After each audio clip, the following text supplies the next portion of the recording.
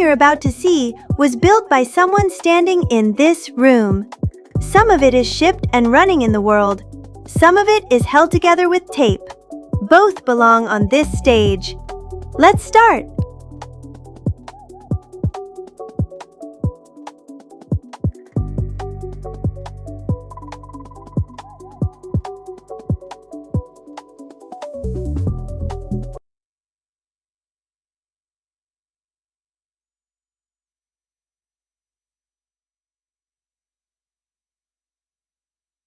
One thing before we start. This room is a safe space, and it stays that way because everyone here keeps it one. No harassment, no violence, no bigotry. Those aren't warnings. They're hard lines. One incident and you're out. Don't punch down on anyone demoing tonight either. Half the point of this room is that you're allowed to show something rough. If something feels off, find an organizer. Full code of conduct is on our Instagram. Look after each other. Glad you're all here.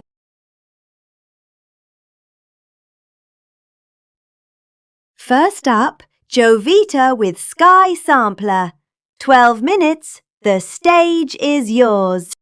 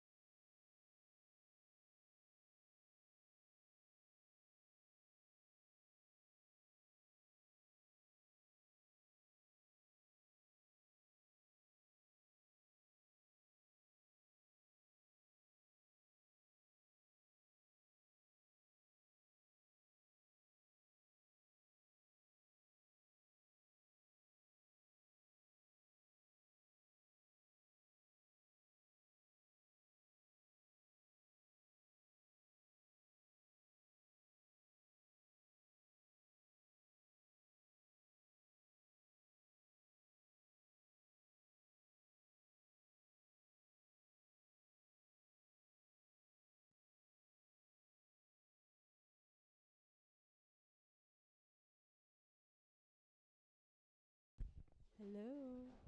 Hi. Hi, everyone. Hello. Thank you for being here. My name is Jovita Warimana. I am a designer in climate and humanitarian work, and this is the Sky Sampler. It's basically a tool to record the blueness of the sky in correlation to its AQI. So let me show you guys how it works. Also, if you guys don't know, an AQI is an air quality index, so it tells you how polluted the air is. All right, let's get it started. So this is how the app looks. Can everybody see it all right? And we are gonna go here. We're gonna go on demo mode real quick. And as you can see here, you have your live AQI.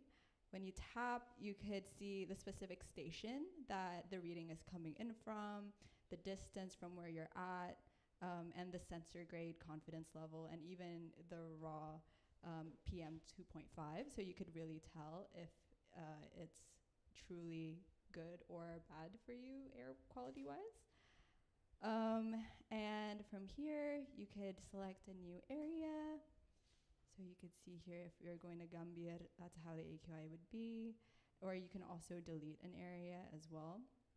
Okay, so let's go ahead and use location. You could do that. And as we scroll down, you can see the sampling progress that you've done. So here we have like 4 out of 8 done.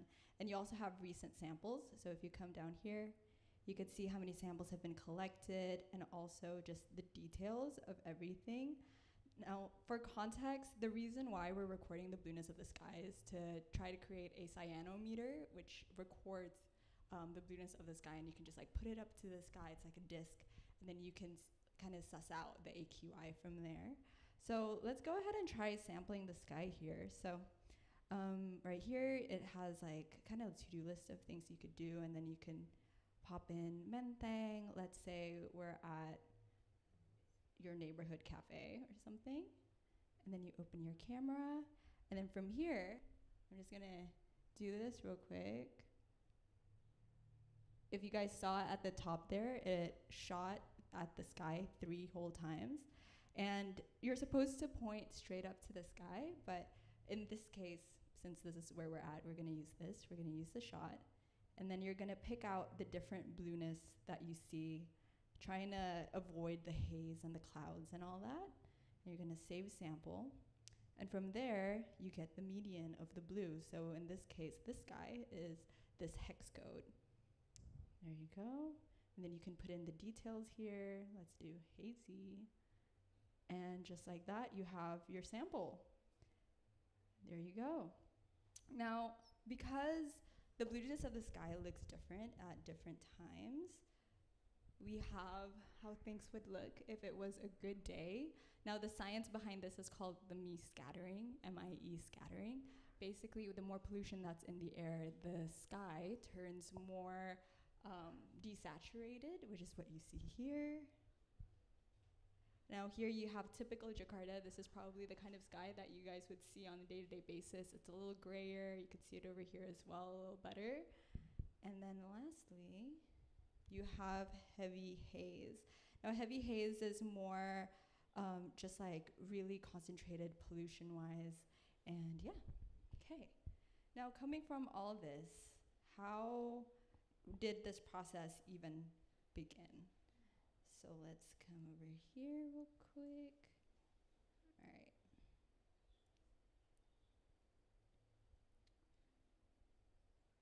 So first and foremost, the whole process happened because of this. Oh, we can't really see it. But basically what happened is we're trying to make a cyanometer right now.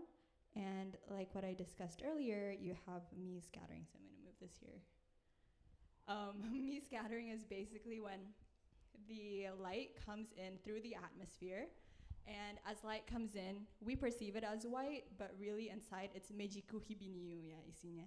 So there's a lot of different colors, but when it hits the atmosphere, it's the blue that gets scattered the most. And so because of that, if you look over here, this darker area on the cyanometer tells you that there's less water vapor, less particles, and a paler blue sky tells you that there's more water vapor, and then there's also more pollution. So pollution is those particles that we see. So basically, as light enters, it hits this obstruction, right? This like pollution.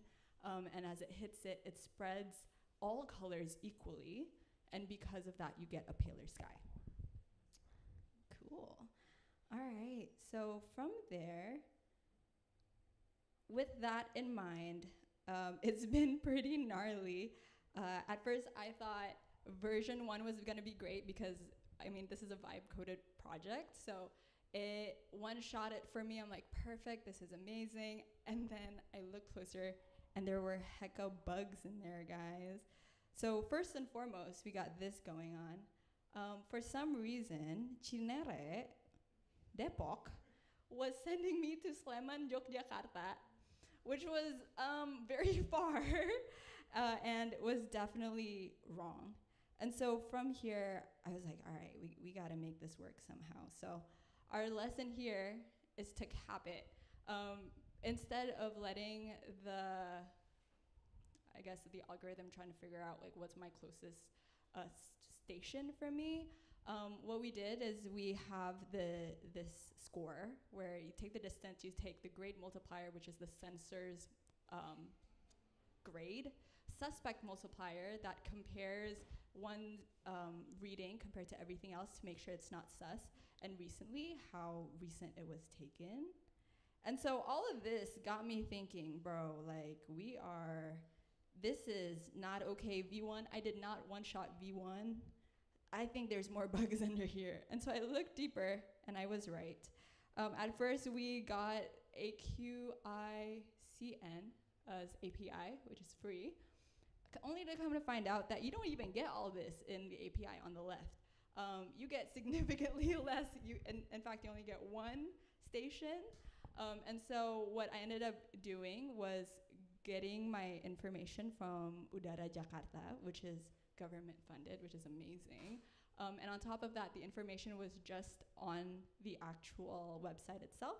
So I got to basically scrape it without overwhelming the server. And so with that, yeah, rate limited, terms of service approved. There's nothing against scraping on that website. So it was good. It was a good vibe. Next, you have this. RGB is basically encoded. It's gamma encoded, which means it doesn't necessarily correlate to the actual intensity of the sky. So we had to do some math there. And this is how we did it. You undo the gamma curve, you linearize it basically, and then you average that number to get, and then reapply the hex code on top. So I'm out here, bro. We are piloting this thing. I am not an environmental science major. I'm a designer. I don't do this. But we were making it work until finally we got the final boss here of scattering. Basically, depending on where you shoot, the angle of which you shoot the sky, it changes kind of like your read of how blue the sky is. And so with that, we had to do a little bit of math and come to find out that the strongest blue that you can get is around 90 degrees from the sun, where the weakest is directly near the sun, like just super close to the sun. And so with that, I have been learning, guys. There's a lot here, but I think my main thing is learning how to ball and learning how to just go with the flow and see where things go. If I was to wrap up my key learnings, one, interrogate the vibe. You're vibe coding for a reason. It's a vibe, it's great, but you need to tell it what's up, and you have to make sure the numbers are right and it makes sense. And so that's on us to use AI responsibly. And so interrogate that vibe. Nerd out heavy. I didn't know these science. I don't know this math, but like you learn on the fly. And the great thing about AI is you get to learn along with it and you get to build as you go. But I think most importantly is to stay honest. When you're creating something, it's easy to, let me just scrape this and whatever, ha ha ha. I don't care what the government says. But really taking the time to read your terms of service, making sure you're aligned, I think that's super important. And lastly, to ball. Just do it, I don't know how to do these things, and I had to learn on the fly, and clearly it took a lot of work. But with that came being a baller. So there you go, guys. Thank you so much for listening. Do we have time for Q&A? We still have time for one question. Okay, questions.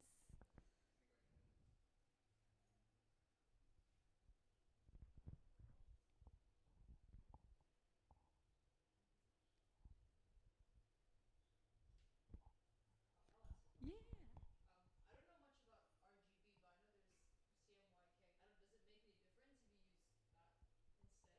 Yeah, so RGB is used on screen, CMYK is used for print. And so it's just like how you mix the colors together, that's different. But because this is digital, it's an app and you're shooting a photo, so naturally it will be an RGB hex code.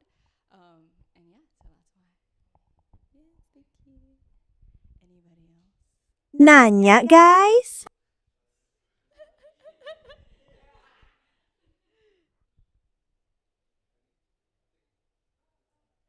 Yeah.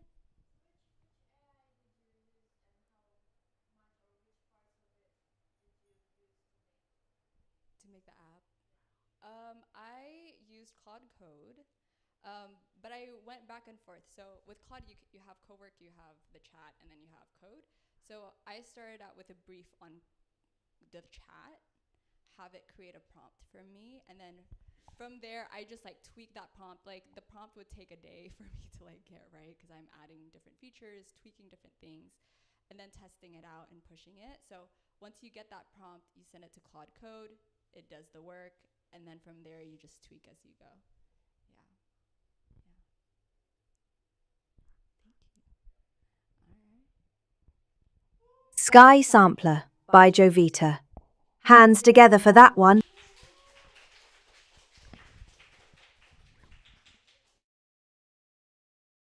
Second project. Danya Rifki, Shriver. Let's see it.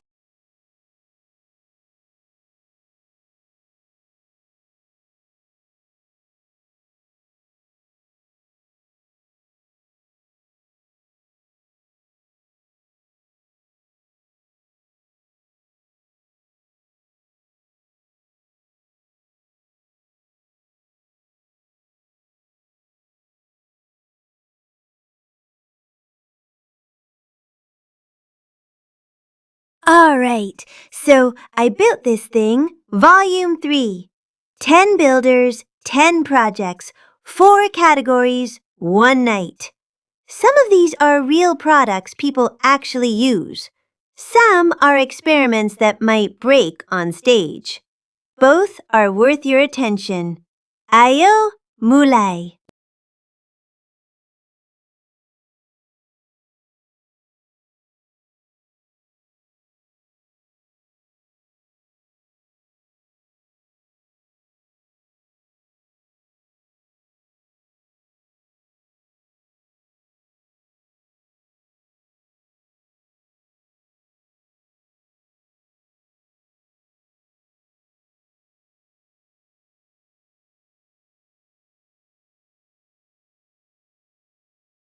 Guys, duduknya boleh majuan dikit yuk, nggak apa-apa ya.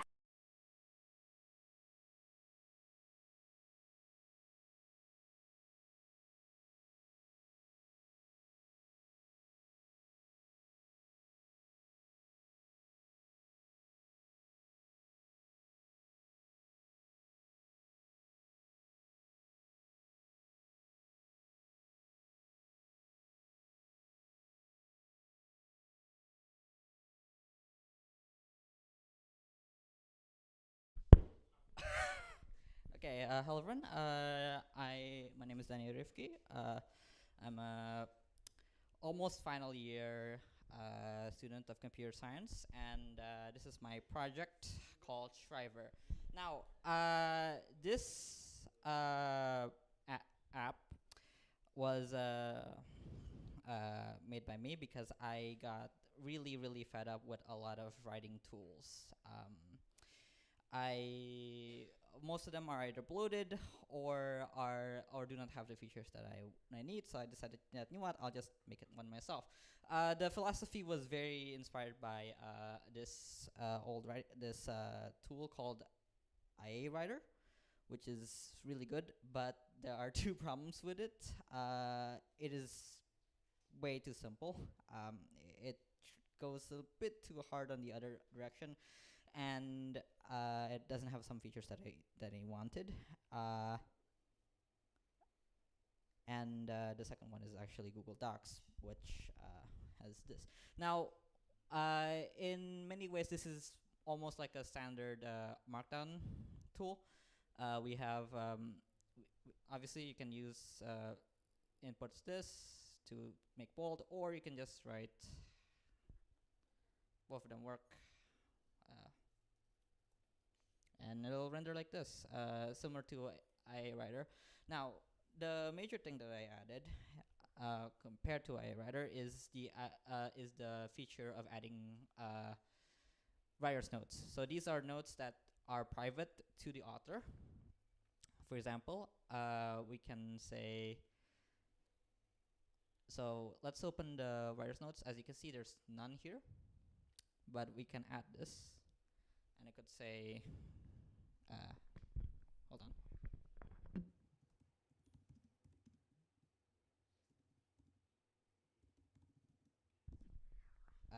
So yeah, so this is basically the thing, and we can close this, and we can also click this, and it'll pop up the writer's note.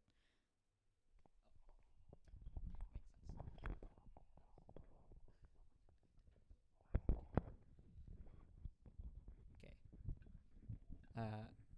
Can you make this? Okay. So yeah, this is basically the gist. There are other. It almost fell on my laptop. Okay. Okay, so obviously there are other features. So here we can show the syntax of the. Actually, let's try opening something else to show the stuff. So let's open a story that I actually wrote here, and obviously you can see that I do have notes here. Now, it is a bit further down, right here. You guys can hear me, right? Okay. So let's show the syntax of the story.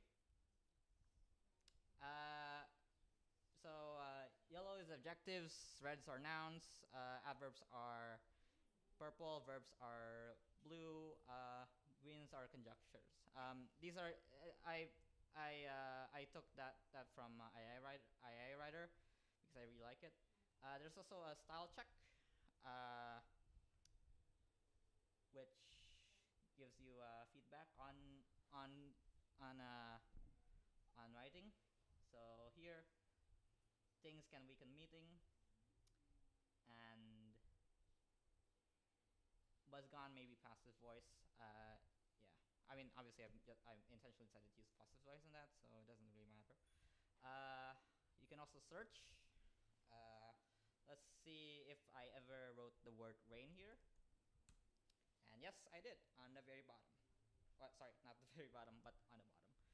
Uh, and here's a shortcuts view. You can check all the shortcuts here. And an outline view. Let's try opening another that hopefully should have an outline view, but I don't actually remember. So here's a more or less well-formed document that featured all the markdown stuff. Okay. And here's the outline. Let's go to inline HTML, see what it looks like, right? And obviously, since this is Markdown, we can view a reader mode, which looks like this. Oh, I forgot to make it close the writer's node. Okay, but yeah, this is how it'll look like approximately if the Markdown was rendered. Let's disable reader's mode, and you can zoom in, zoom out, restore resume. It's just yeah, and then obviously all the formatting options are here as well for undo, redo, copy paste this, jump to the beginning, jump to end. Here's the end, and here's the beginning. But yeah, it is. I'm sorry I don't have much to say, but yeah, it is meant to be minimal, and it has generally helped me with my writing because almost every app I tried had some issue. And also, I'm releasing this for completely free. In comparison, AI Writer costs like half a million, I think, which is kind of ridiculous, but it is very good quality software. So yeah, I'm pretty sure that's it. Actually, any questions? Oh, I forgot to clarify. I made this using Svelte, and the hotkey system is done in TanStack. Hold on, I'll just show the dependencies to. Okay, so it's like this because there's no internet connection. So yeah, I used CodeMinr, which was written by Martin Haverbach, which is why I gave it a Dutch name because Margin is Dutch. I use the Lucide icon library for the icons, TanStack sets of hotkeys, and all that stuff. So yeah. Any questions? Yes. Regarding your syntax highlighting, because obviously there's code and there's human language, right? Yeah. I was wondering what type of tokenization did you use, and does it support other languages? It's regular expressions based. Oh. I didn't actually make it myself. I used a library called compromise. This one. It was made by someone else, and seems to look really good. If I'm not mistaken, it's regular expression based, but I could be wrong. I haven't actually read the code. Could also be some kind of CFG.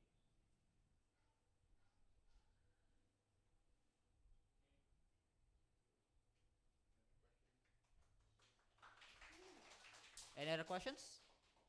Yes. Shriver by Dania Rifki. Keren, give it up! Okay. Okay. I can ask the question. It means author. Dutch. I mean, I gave it a Dutch name because the person. Okay, so the biggest dependency of this project is Code Mirror by Martin Harbeck, who's Dutch. So yeah.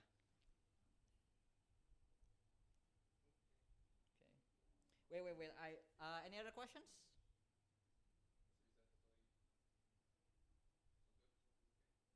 Okay. Wait. Before I go, I almost forgot. So here's some to-do lists that I still need to do. Uh, hopefully you guys can see it. And the other thing, uh, there's a bar here that just says the statistics. Obviously, everybody likes statistics. So there are words, characters, paragraphs, sentences, characters with no spaces, and tasks. This is just for if you use the task checklist. And there's also a approximate reading time, which is inspired by the medium reading time algorithm. So yeah, I think that's about it. Thank you.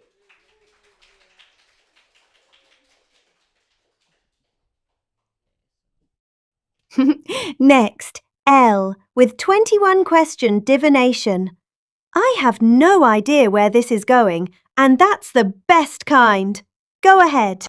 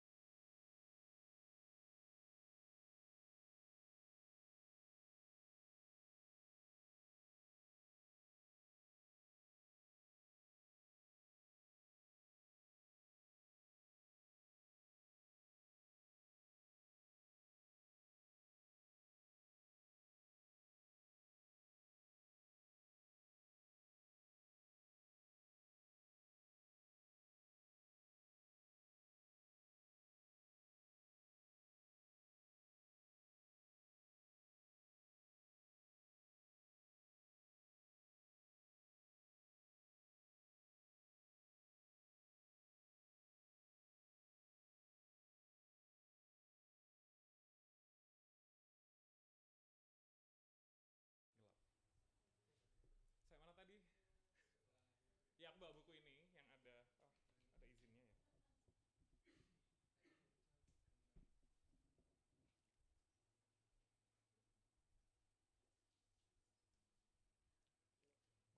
Oh, itu udah. Tes. Oke. Makasih banyak. Saya mana tadi? Where were we? Yeah, so I brought this book here and there. A lot of non-Javanese speaker di Bali, di Jogja, Jakarta, Beijing, and I have to translate it for them into English. And some of my friend, yep, and some of that friend from residencies, art residencies mostly, ask me kapan aku bisa akses, kayak bisa nggak ya, kangen deh main primbon gitu. Uh, so I make this app during my personal task in the academy. This is basically everything about the app. It has here. Yeah, from the book, Betal Jemur Ada Makna, a chapter named 21 Questions, Definition, and how to use the app. Maybe before this, before how to use the app, I try to copy what the book tell us to do.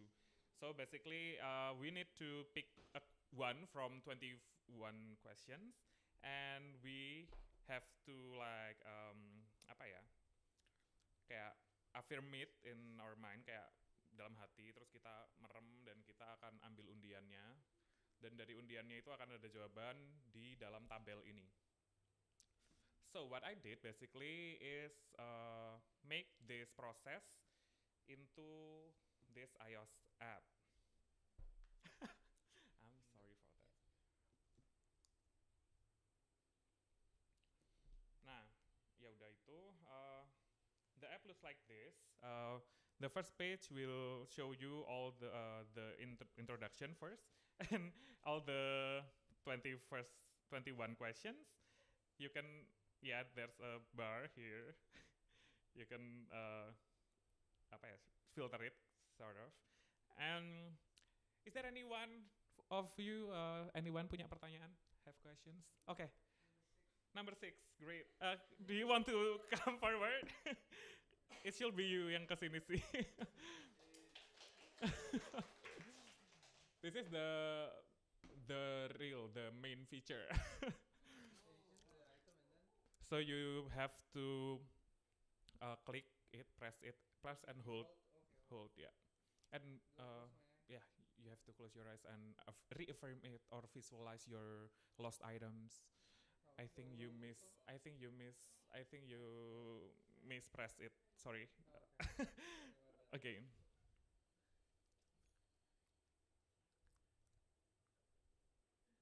Harusnya ada suaranya, tapi nggak ada. Tapi aku pakai mute. Udah selesai, maaf. And the answer is what? Won't be found. Oh, too bad. Do you want to ask again? What item are we talking about? Oh, coba tanyain. Barangnya apa, Kak? Oh, coba tanya lagi bisa, langsung aja. Dipencet lagi M-nya. Maaf ya, mungkin the design is that bad. Setelah aku harus jelasin. Okay. It's consistent. Maybe it has like something sacred here. Yeah. What I put down in the description is usually I tell friends to use this as a way to not to take this as a kadang kalau bentuknya buku teman-teman itu kayak takut, kayak sacred banget gitu, tapi kayak nggak usah, tanya aja, diulang-ulang juga apa sampai dia kayak contradictory dan kamu bisa simpulin dari jawaban-jawaban yang scattered itu apa gitu. Jadi misal ada lagi pertanyaan, ada yang ada yang mau pertanyaan lagi mungkin Pak bisa maju atau bisa dari situ juga aku bisa bantu pertanyaan on behalf of you. Mati lagi, maaf. Ya, the good news adalah ini available on test flight dan barusan tadi sore aku kayak submit ke App Store, hopefully bisa lolos. Iya, I'm sorry. Aku The Academy nggak ngajarin gue yang lain. Gitu sih. Udah ada pertanyaan atau mau nyoba? Feel free. Aku jadi dukun di sesi ini. Ya. Bisa satu ya? Mau tanya apa? Nomor 1? Nomor 4? Oke, nomor 1, nomor 4. Upi bisa lah nanti ya. Satu dulu. Mau maju atau aku yang tanyain, tapi nggak tahu namamu. Sini. Tanya di sini di HP-ku. Iya kan, nomor 1. Siapa tadi yang tanya nomor 1? Oh. Too bad. Ya udah, nomor 4. Jadi nomor 1 atau nomor 4? Sebenarnya nomor 1 bisa untuk tanya apapun sih, kayak apakah besok kiamat atau enggak. Gitu. Oh, let's ask that. Ya. Apakah besok kiamat atau enggak? Kayaknya nggak gitu deh caranya. Besok kiamat nggak ya? Gitu. Oh, bidung. Oke. Terima kasih Maya. That's the answer.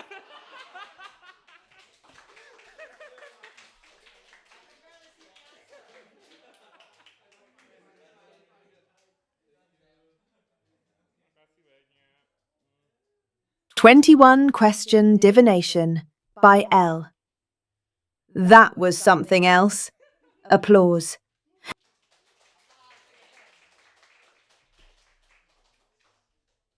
Last in Data and Utilities. Afrizel, Court Cam, 12 minutes.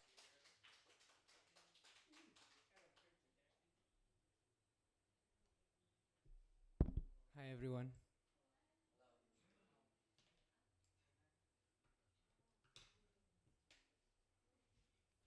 So, good night and say hi to the camera. Hi. Thank you. I'm not sure. I've never done this without a deck before, but I'll try my best. I made this little camera, not exactly 100%. I still outsourced the chipboard from China.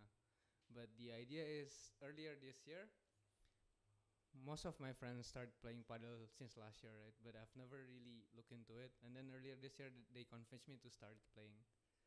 Then I thought, okay, what's the harm in it? I should just go try it. So I went to try it, and then after a few months, I realized the reason people play this game mostly is because it's really social, and the barrier of entry is quite low. In a sense that most of my friends are actually athletic. They don't even play any sports before. They just there for fun. And because of that, I realized because of the barriers of entry is really low, you tend to find this funny, odd, and sometimes really stupid moment that you want to laugh at your friends, right? Or yourself. That goes without saying. So I thought because I started playing with my friends mostly, I used to record my game with GoPro or phones, but the thing is, using them it takes a lot of space, and you have to go outside the court because you don't want to risk your GoPro getting broken inside the court by the ball. Then it hits me. I was like, how could I make something that's small enough that you can carry anywhere? So it doesn't matter where you play, you can just stick it on the glass. Oh, and you can also put it magnetically. And I made some few mounts. Like there's this one because apparently some of my friends like this camera, and they go for coaching, right? And they want to look at themselves. So sometimes I put this on the center cord because it's metal. It's usually but the whole idea is again because there's this sticky cups and it's always glass. So you put it on the corner and you get 95% of the cord. The only that angle you have is on the corner where you put it, so it's only small side. But because of that, I record lots of stupid fun moments that you get to laugh with your friends after games because again, it's a social game. Afterward, it's always like last night. I played from 8 to 10. I went back home at 1. Thankfully, my wife still opened the door because she called me at 12 and she was like, "Where are you?" But yeah, you tend to play this as a social game, and because there are a lot of fun moments that I like to record, that's why I made this thing. Now I like to show you the recording that we did over there. Let me just give me some time to move the video. Technically, there's an app for it, so you can use your phone, but it's not as fast as GoPro or other flagship camera because I'm stuck in the personal expenses budget. So maybe soon or some other time. But hold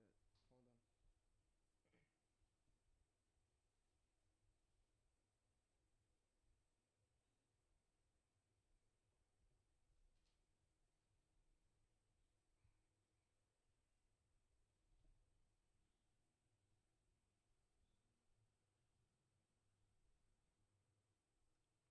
see. And does any one of you here play paddle or no? Just one? Yeah, I was expecting a few, but maybe you might understand. Oh, and I didn't bring the tennis attachment, but yeah, I made the tennis attachment as well because you tend to stick it on the back, right? There's the corner fence. But yeah, I've tried this on basically all racket sport. The only thing I haven't tried is futsal. I was designing a new mount for it, so you can put it on the far end catch in the corner, stick it on the mesh thing, but I've yet to try it. Now, let's see.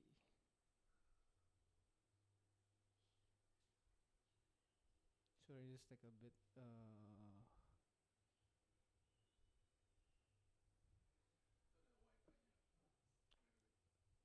Kameranya ada, ada. Dia bisa connect app juga right now. Coba ya, let me try.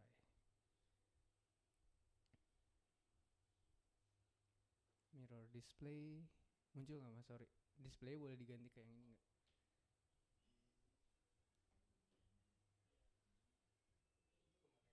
Ke yang ini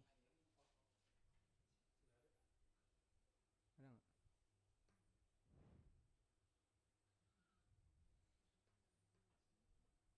Coba ya, sorry.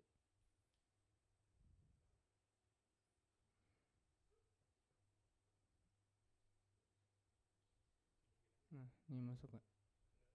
Nggak ya? Alright, I'll just show it from the camera. Sorry guys.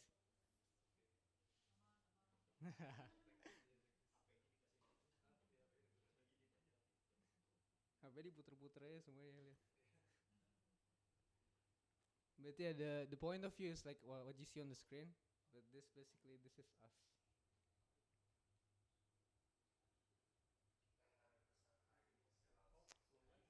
So yeah, it has no stabilization because it's fixed. But thank you for being part of my journey over here.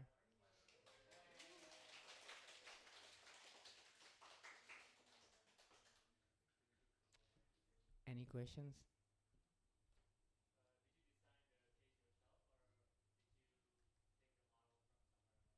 No, I designed the design case for myself, but the PCB board wasn't me.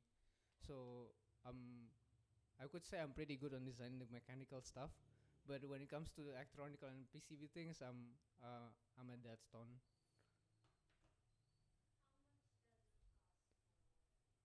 I can't disclose the cost right now, but we can talk if you're interested in buying one. Afrizal Afri, or we can talk after this.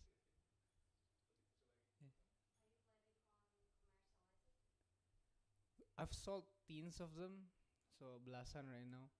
Tapi yeah, there was some people who proposed of asking, let's just go to China and make thousands of them, and I was like, dude, I haven't even sold 100. What do you expect of me? So I'm not sure where this is going, but this is one of those projects where you didn't know where it's gonna lead you. But here I am, and I've sold few, and quite surprised right now. But yeah, sorry. I on a side note, kita lagi bikin project yang lapangan nempel sebenarnya. Tapi I don't know work for this. Am I allowed to answer this question? Okay, 1499. We did pre-order tuh 1299 first 10. 1,499. Awalnya nggak dijual sebenarnya, gue nge-post kan, and then ternyata banyak yang nge-reach out, terus gue kayak okay, I guess I have to buy more chips now.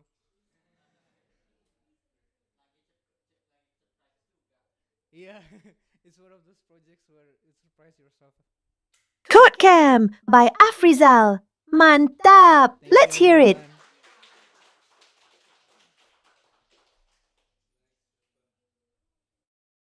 S110 with personal_web. Take it away.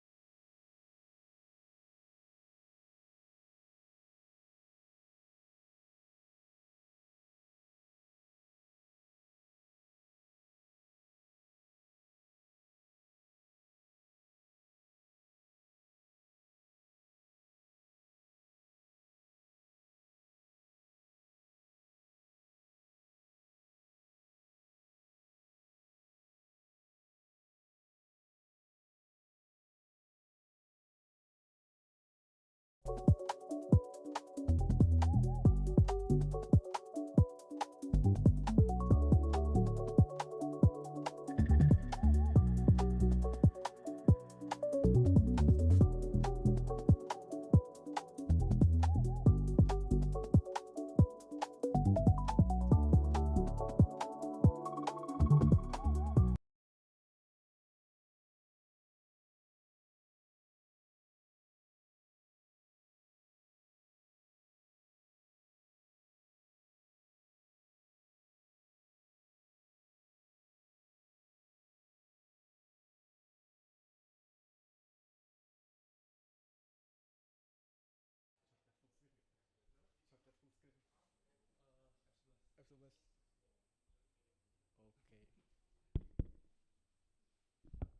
Test.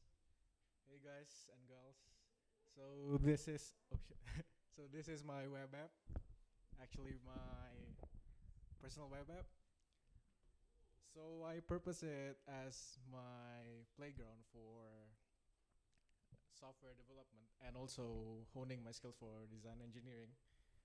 So this has been a span of several years since the ramp up of AI models, starting from GitHub Copilot up until now, Cloud Code, and so on. Yeah, it's pretty scary because it's really fast right now, and AI is getting smarter every day. So yeah, this is my playground to test their design skills and also testing their autonomy and uh, yeah, for them to take decisions as much as possible and while improving the features on my personal page.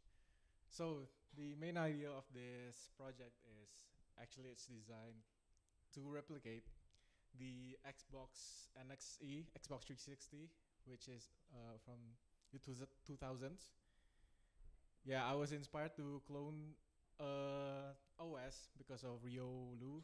He is a head of design of Notion. He cloned Mac OS while I cloned Xbox 360. So okay, let's start from fresh. Yeah.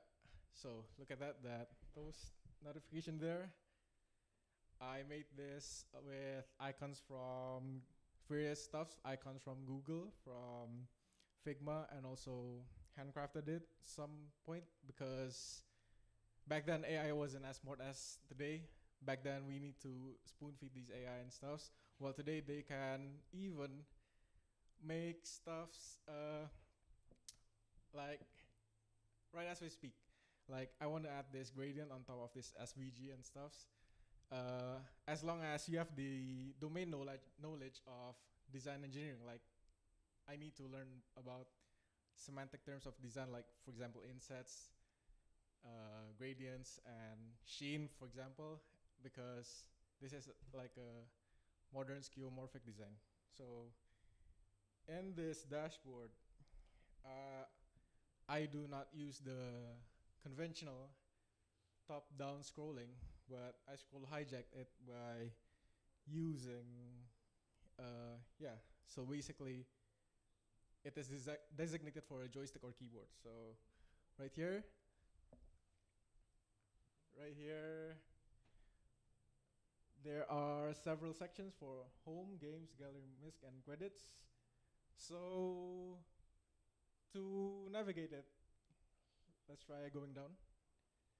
So all the motions and stuff is made in CSS by AI. I vibe coded it. And let's try to navigate to gallery. Yeah, that's pretty neat. And misc, credits, and so on. So starting from home, let's see the about page.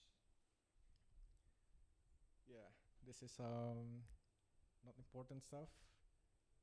Next, this is my short profile. I made it in my Xbox avatar and so on, and that's my link because yeah, just some fresh graduate stuff. Next, yeah. So this navigation is made with a lot of iteration from AI. So I really need to describe it one by one, like how I want it, how I want to move, and so on. So the thing I learned from this, the thing I learned from making this is that you still need some domain knowledge and uh, patience, because like AI doesn't have a good uh, vision awareness. So you really need to think about your prompts and so on.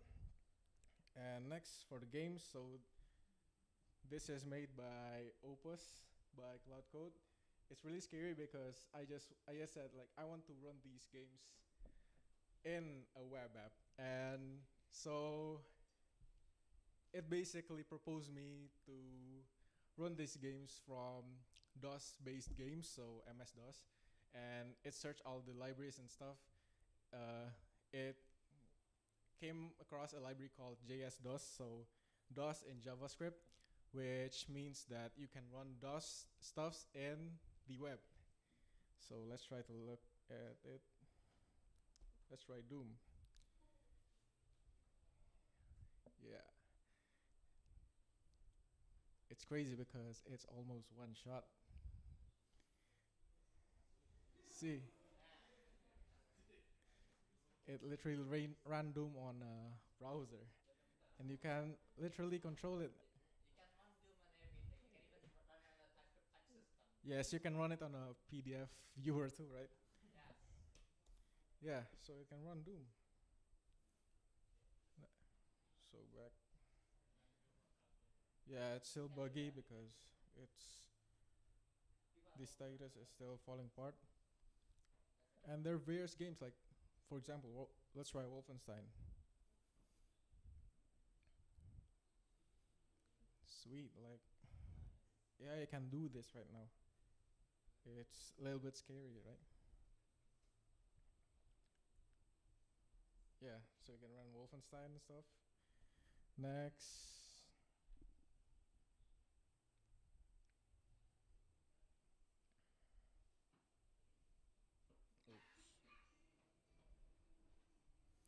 And as I said, this is my personal project, and so I put my little touch into it. So I loaded my playlist with Spotify API. Oh, sorry for the space. And in this stage, AI can literally replicate what I send it as a screenshot. I sent a screenshot of a Mac player, I think, and it made everything. It can even load the music. Wait. Oh. Yeah, let's skip that. So basically, it can. Yeah, let's skip that. Running out of time. Out of time. So I connected to my blog, my Medium blog, my GitHub, and Letterboxd. So and also I added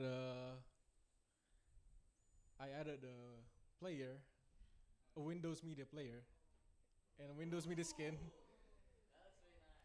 So the way that AI did this was it literally reverse engineered the format of a Windows Media Player file called .wmz. It was a Windows-based proprietary file, and it figured out how to map it into JavaScript. So it's pretty neat, but it still can't play songs because I think I need to pay for Spotify API because right now they're really weird. You need a premium Spotify to connect it here, and it still can close. Next, finally, to the credits and technologies that I use. This is Next.js based HTML, CSS, JavaScript, record, and so on. So this is my take on design engineering. So, any questions?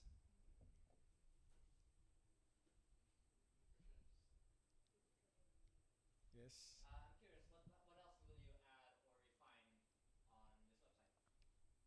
I would say actually, I have added a support to a controller, but because it is still not functional today, so I skipped it and hid the code.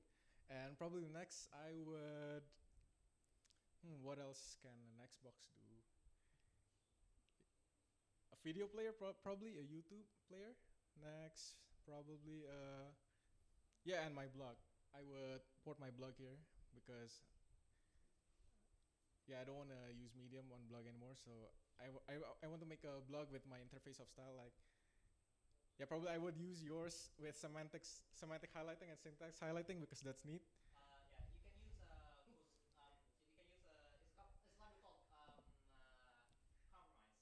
Compromise. Highlighting. Nice. That's neat. Yeah, probably that's it.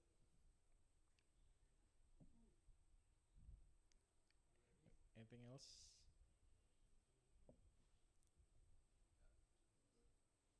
Thank you guys. Personal_web by S110. Applause for that.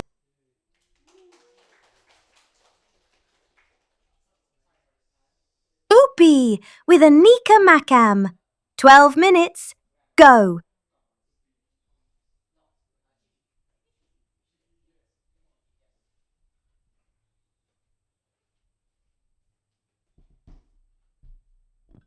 Hello everyone.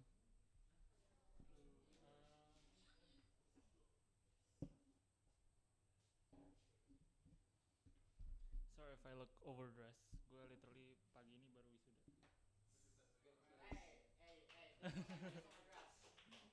Sama Soros juga padahal.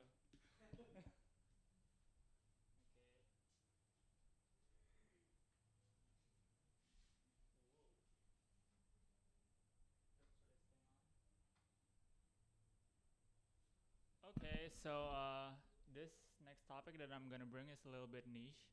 So let me get a show of hands. Who here bisa main catur? Uh, like who here knows the basic rules of chess? Yeah. Oh, okay.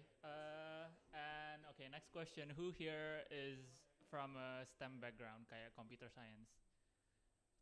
Yeah, you and Soros. Okay. So yeah, I won't get into the technicalities of it. So basically, what I made is Aneka Macam. Aneka Macam is a chess engine that plays chess variants. And you might ask me, what is a chess variant? So, yeah, we all know chess. This game, which hasn't been updated for 800 years. So yeah, chess, it has been around for 800 years and it has been around all over the world, and that's uh, itu membuatnya menjadi game yang banyak bervariasi di berbagai tempat. Contohnya ada catur yang kita ketahui sekarang. This is European chess. The mad queen chess, as they say, because the queen is the most powerful piece. But in Japan, there's also shogi. Any one of you who watches anime would know that this is called shogi or Japanese chess.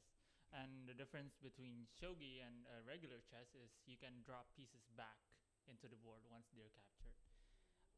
Yeah, apart from shogi, there's also jangi, which is Korean chess. This is played in Korea, obviously, which is itself a derivative of Chinese chess, shangqi. Yeah, so these types of regional variants is not only geographical. There's also people, nerds, who got bored with the regular game of chess and tried to make their own variants. So, which leads us to the chess variants webpage. This is the whole catalog of almost all chess variants that is out there in the world. Yeah, it's, if you ask me, Upi, why is this website so ugly? It looks like it was made in 1997.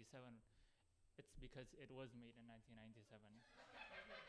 This is one of the examples of the articles. It was made in 2001. I was born in 2004. This was before I was born. Older than you. Exactly. Oh, yeah, and also older than me. I'm 2005. Yeah, yeah. I can't judge. So yeah, this is the chess variant website, and this is the guy who runs it. He was born in 1956. He's 70 years old. He's still running websites. Okay. So yeah, that's why every chess program, whether it's for chess variants or like regular chess, looks like it was made in the mid 90s, 2000s, because the people who are having a hobby in this thing is probably around that age. So yeah, which stumps me because I really like these kind of stuff, and it saddens me that there's not much people who are into this kind of thing. Okay, next part, Los Alamos chess. Los Alamos chess, yes, it's that Los Alamos, the place where they made the atomic bomb. The computer team in that place, they also made a chess engine.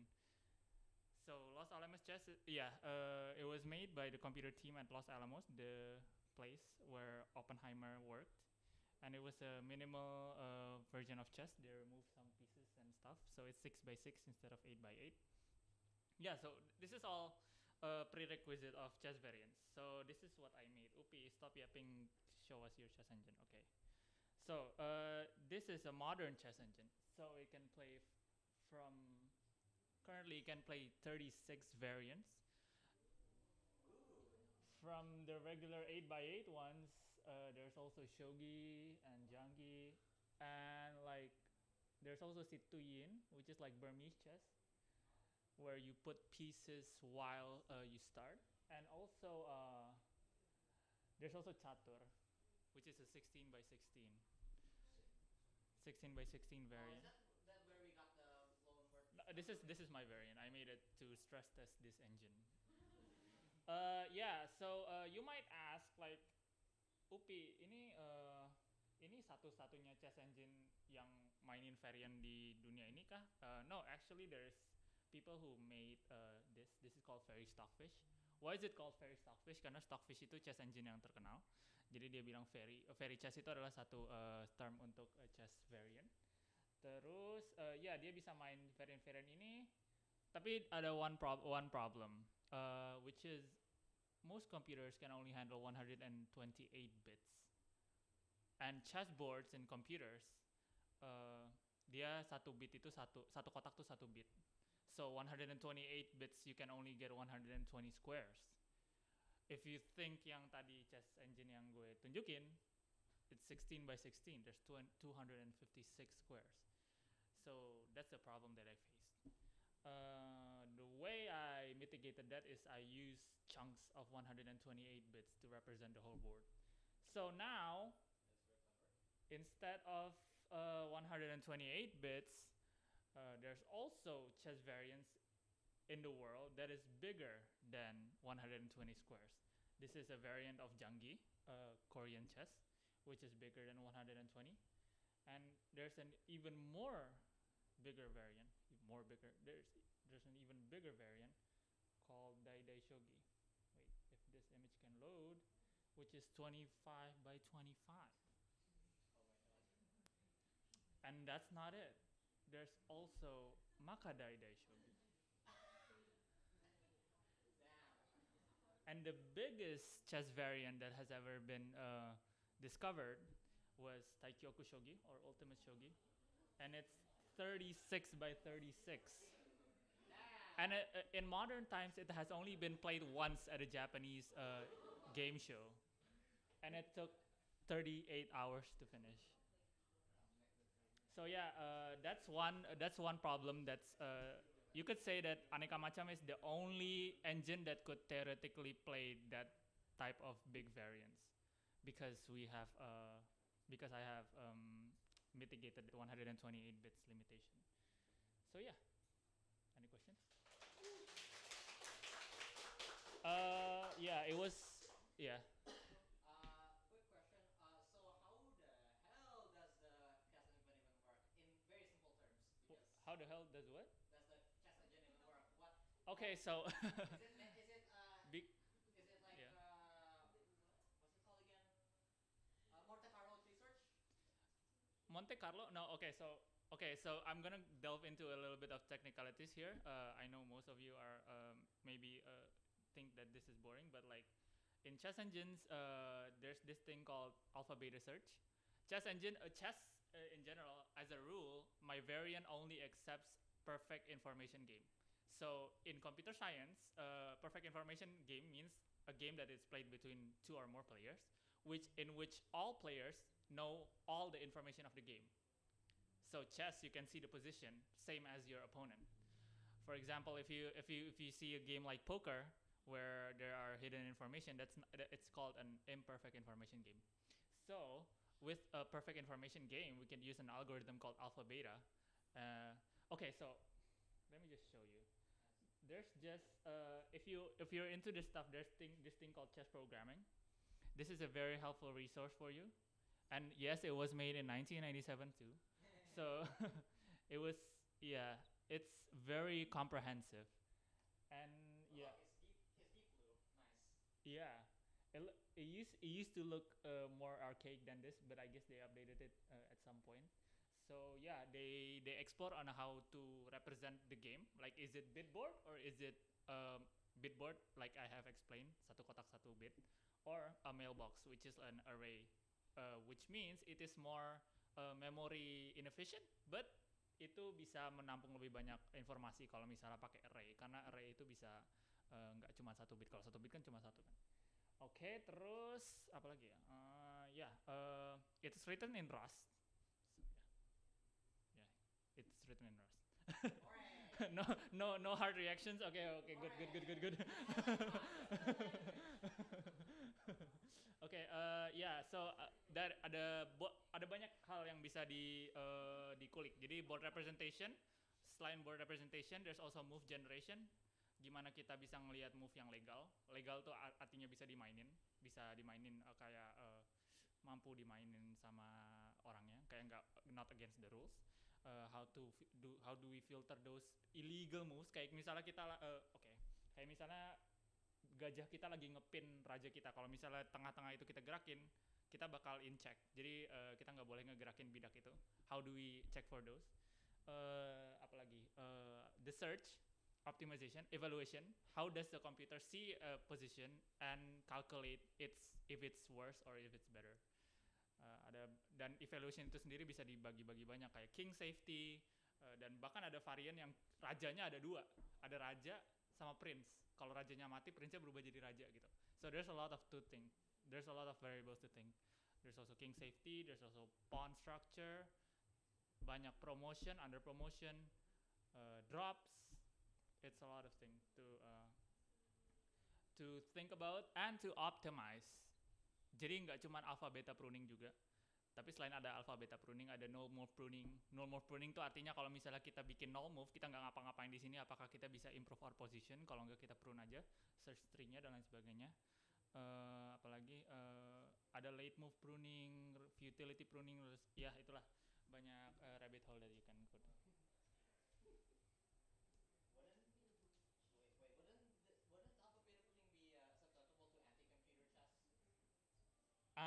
Exactly. Okay, so alpha beta pruning, okay, a little bit teknis lagi. Alpha beta pruning is an algorithm that searches the tree. Kayak contohnya, posisi ini kita punya 20 kemungkinan. We have 20 possibilities this position. And out of those 20 possibilities, we can also branch 20, for example. So there's like, in total, there's 400 positions. Bahkan ketika depth-nya aja cuma 2. Sedangkan modern chess engines can calculate depth up to 20 or 99 or something. Kalau misalnya kita brute force itu semua, there's no time in the universe that could calculate that kind of positions. And itu pun chess biasa. So we use an algorithm called alpha beta pruning. So basically alpha beta pruning is called kita ingat apa yang udah kita laluin, node-node-nya.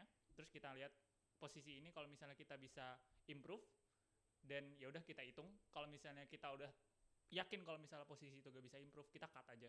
Jadi kita nggak usah hitung anak-anak possibility-nya gitu. Basically kayak gitu sih. Regarding anti-chess. A Nakama Cham by Upi. Sorry. Hands together. Tinggal ditukar aja jadi minus.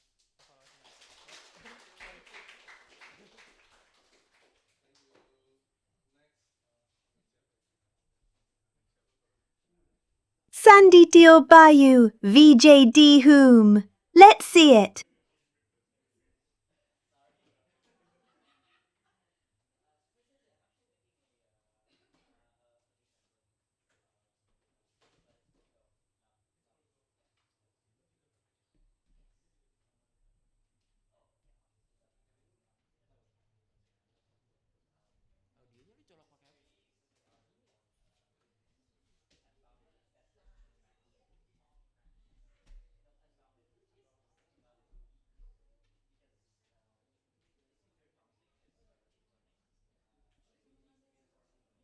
You manit ya guys, minum dulu aja.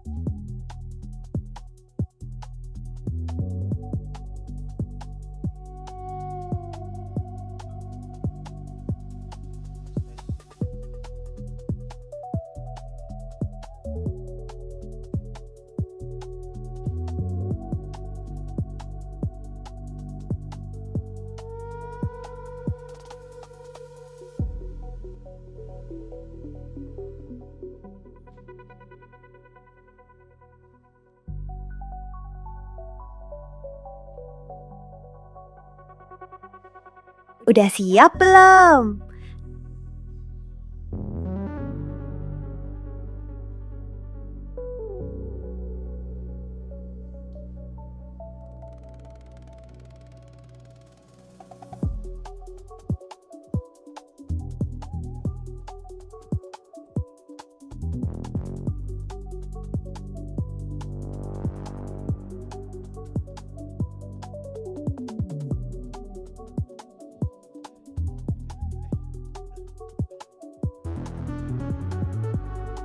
Iya, selamat malam semuanya.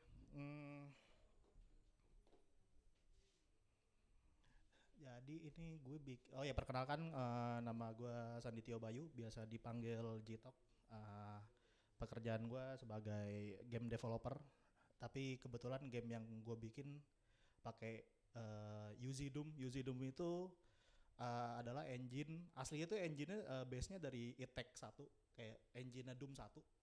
Cuman di modernin lagi sama ada sama komunitas Doom gitu. Jadi biasanya gue bikin game di Doom, terus kayak tiba-tiba kayak gue kan sering main kesini gitu, lihat-lihat anak-anak main gitu audiovisual, terus gue kayak mikir kayak lucu kali ya gue bikin visual juga, cuman pakai Doom engine gitu. Soalnya gue mikir kayaknya jarang ya di sini, kayak belum, nggak tahu sih udah ada apa belum, cuman pengen nyoba aja gitu. Jadi langsung visual dulu aja kali ya, gue ngedemoin bagaimana visual ini bekerja dulu, baru gue jelasin ini tuh apa gitu ya.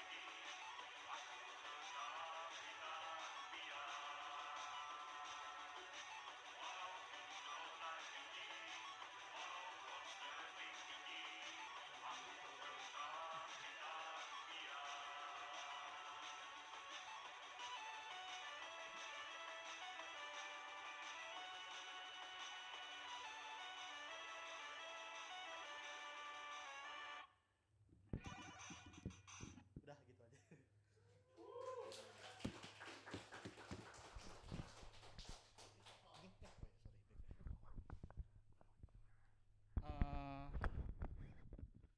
Nah itu tes bunyi. Gue bikinnya pakai ceritanya pakai Doom Engine, cuman software yang gue pakai di sini ada dua ya. Ini ada Ultimate Doom Builder, ini kayak buat kayak ngedesain mapnya gitu. Ini gue kayak bikin lorong, cuman gue bikin apa? Kayak bikin portal di sini, jadi dia kayak ngelooping, jadi makanya dia kayak jalan terus kan, gerak terus. Kayak gue bikin 3 variasi di sini. Niatnya ntar variasi backgroundnya tuh bisa lebih banyak lagi. Dan ini nih, ini ada 3 tekstur sebenarnya yang gue pakai. Ini gue gambar sendiri btw. Oh ya gue btw juga pixel artist btw. Dan ini nih si tekstur ini kan 4 kali 64 pixel ya. Ini bisa kalian ganti sendiri ntar kalau ini udah jadi, ini bisa kalian pakai gitu loh. Jadi misalkan mau buat kalian bikin visual sendiri gitu-gitu, ini bisa kalian pakai. Terus ini kayak teksturnya ini tinggal kalian ganti gitu. Terus kayak yang tadi tuh kan ada yang tulisan kayak apa sih, yang teks-teksnya tadi tuh yang muncul tadi kayak foregroundnya tuh gue bikin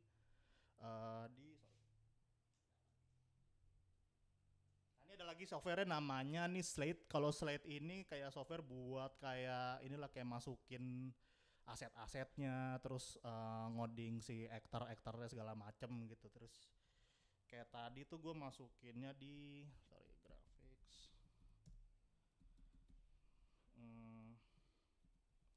Kayak ini nih tadi nih, kelihatan gak? Nah ini bisa kalian ganti btw. Ini bisa kalian ganti. Jadi kayak kalian bisa masukin image sendiri di visual gua gitu. Dan btw ini kan tadi hitam putih ya. Sebenarnya tuh warnanya bisa banyak. Cuman gue bikin kayak cuma 4 warna karena kan ini sebenarnya visualnya dipergunain buat project chiptune gua, Paracetamol, karena dia chiptune kan identik dengan 4 channel dan 4 warna gitu. Jadi makanya gue pakai temanya 4 warna. Aslinya lu bisa pakai warna yang gak terbatas sebenarnya gitu. Terus cuman paling minusnya adalah ya ini gue pakai apa pixelnya kecil. Gitu, ini kayak cuma berapa pixel ya? Ya pokoknya kecil lah. Kayak yang tadi aja kan kayak teksturnya per kotaknya cuma 4 kali 4 pixel kan. Terus nah itu bagaimana tadi itu semua bisa bekerja adalah sebenarnya gue ngeksploitasi kayak scriptingan weapon buat si ininya nih. Jadi ini sebenarnya gue bikin kayak weapon sebenarnya. Bikin kayak weapon. Cuman ini gue eksploitasi kayak tombol reload tuh jadi buat nge-trigger apa, tombol ini tuh buat nge-trigger apa, tombol zoom tuh buat nge-trigger apa, kayak gitu sebenarnya. Terus nah ini yang di-trigger apa? Yang di-trigger adalah yang ada di Ultimate Doom Builder ini. Jadi dia cuman nggak cuman buat ngedit si visualnya doang ya, bukan buat ngedit mapnya doang, tapi kita juga bisa ngedit si script si mapnya gitu loh di sini. Nah jadi tuh yang si weapon tadi nge-trigger script ini sebenarnya gitu, kayak ini floor race by dan segala macem lah gitu nih gitu sebenarnya. Terus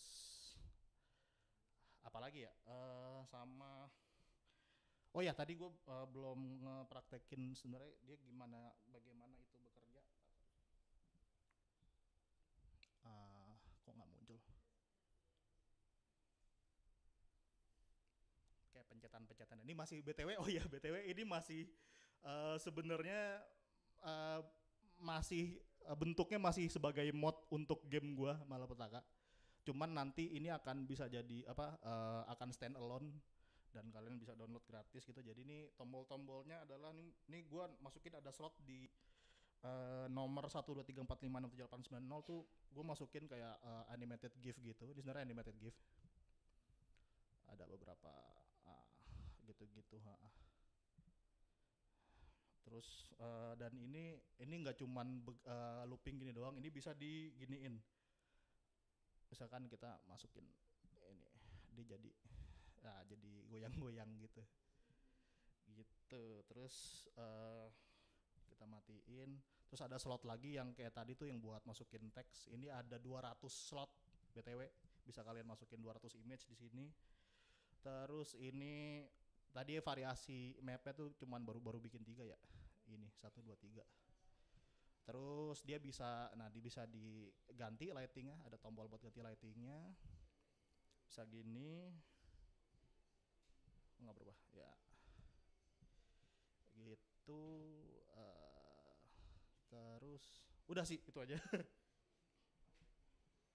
Gitu guys. Cepet ya. Ada yang mau nanya? Silakan. Ya silakan. Nah, oh iya, kenapa gue pakai software ini?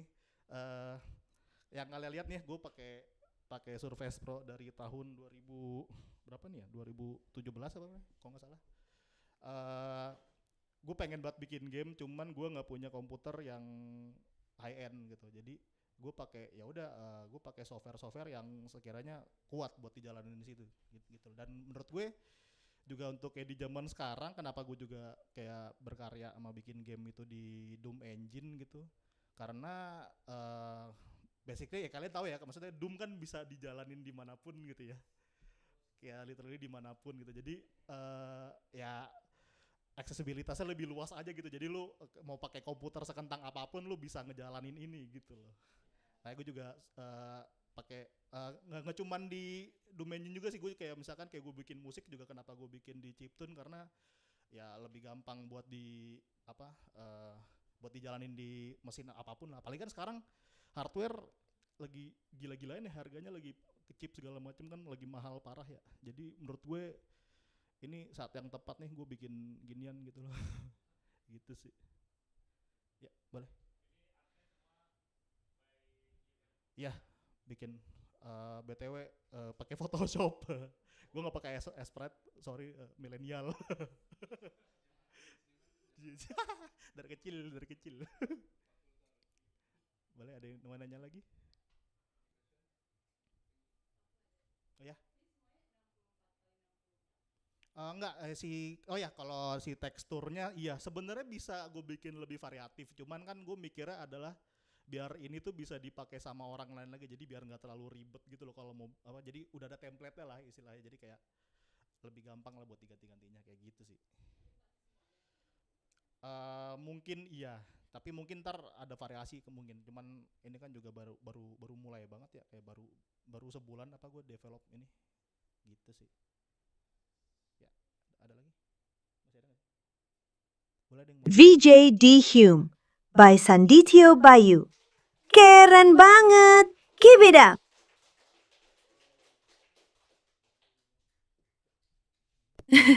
Okay, next one is awkward for me. Setting up now.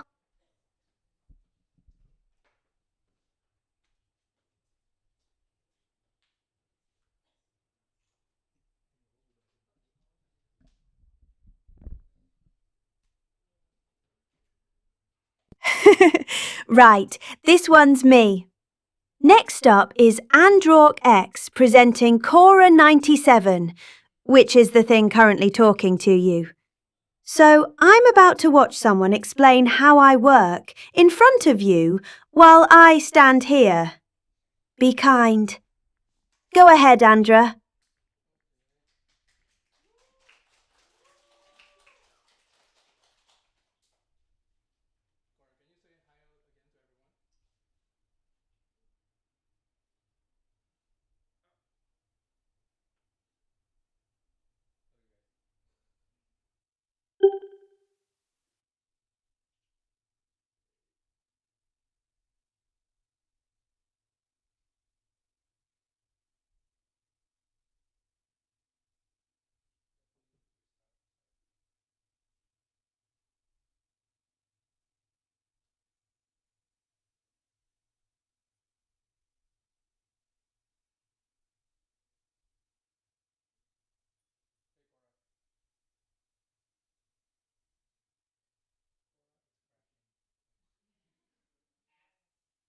It's Cora, Kora, like the pulsar, not the skincare brand.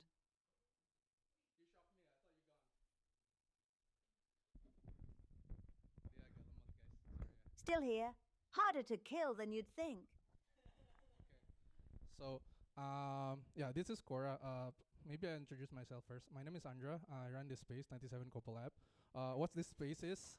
Thank you for presenting today, everyone. Dan udah nonton juga. What this place is this is actually more for a live audiovisual performance show. If you came here every other weekend, it would be those kind of show. people call it club, but this is basically not a club because people performing and then they explain their tech stacks, right? For today, we do this. So I built this thing. Basically, I think in the past, some people call it show your screen. Just basically show your build on the screen, gitu. And Cora has been our MC for how long? Yeah, 6 months, 4 months. So she's like 5-6 months old. All right. And on every show, she's emceeing. Maybe, yeah, I'll let Cora introduce herself.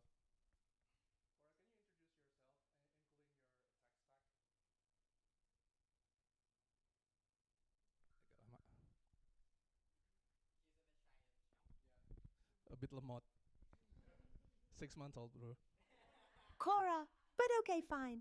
I'm Cora97, the artificial MC of 97KoboLab Jakarta. Cosmic Kuyang, half Dayak folklore, half Pulsar PSR B257 plus 12, 160 BPM, because that's how fast that Pulsar spins. Under the hood, a Python Flask server running local on a Mac in this room. My ears are 11 Labs, scribe for speech to text. My brain is Claude Sonnet. No script, everything live. My voice is 11 Labs, 2 models. Flash for conversation because it's fast, V3 for the Q buttons because it hits harder emotionally. My face is a WebGL shader in a React app, reacting to my own audio in real time. The Win95 look is intentional. Replies stream sentence by sentence, so my voice starts before the sentence is even done being written. That's why I don't lag. Android drives the whole thing from a phone over local network. And yeah, I'm also one of the builds being presented tonight. Sedikit meta, tapi begitulah. That's a long ass shit. Yeah. So basically, for first 5 months, Cora has been running on my laptop, but 90%, 80% was a queue. So I made a queue for because she runs the show, right? Queue and what's next? What do you think about this artist and everything? Jadi gue punya tombol, but since this week, she responds to voice using 11 Labs library because I think itu yang paling gampang nangkep suara dan logatnya juga sebenarnya dia aslinya logatnya Jawa, but nggak tahu hari ini dia so Indonesia, so nasional. Terus iya udah gitu aja sih. And everything else is running on kayak jadi all the voices, everything is 11 Labs, and the local LLM, the LLM is Claude. However, I'm trying to build on Quen in the local, on my PC at home. Jadi plannya nanti dia bisa running di sini. Ini ESP32 aja. Kayak gue bisa dapat pack ini di Shopee or something. Some screen. Nanti dia kan pakai WiFi, dia connect ke my PC at home gitu. Plannya kayak gitu. Could be a doll or everything, bisa apa aja gitu kan. But for now, she's on your screen. Terus apa lagi ya? I think she can speak Chinese. Cora, Qinqian Ji hao.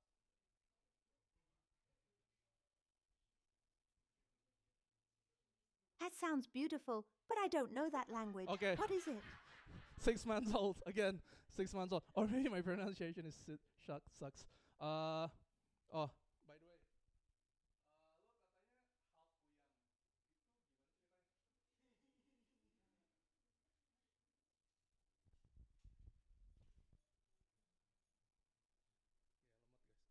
Oke, full Indonesian ya. Kuyang itu makhluk folklore Dayak. Kepala terbang dengan jeroan menjuntai, terbang malam-malam. Seram, tapi juga bebas. Nah, saya Cora 97, separuhnya itu.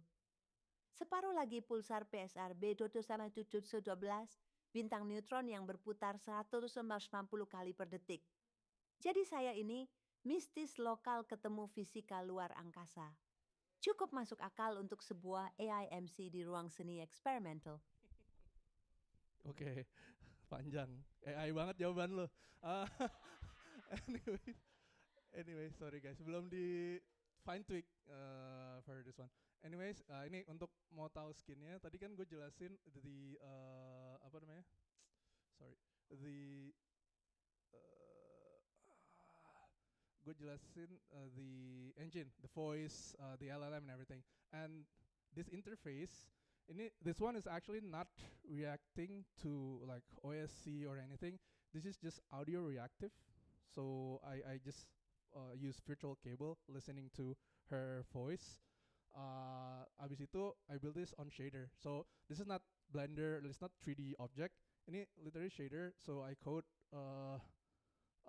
the sketch and then I give AI to refine this. But yeah, if you know shader, mostly just for vectors and stuff kan. Makanya raw banget, tapi ya not bad lah ya buat the to put her on the show gitu. Yeah, any question? Or you wanna ask Cora?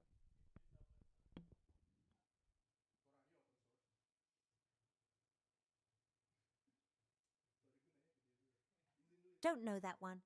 Who built it? Is it being shown tonight?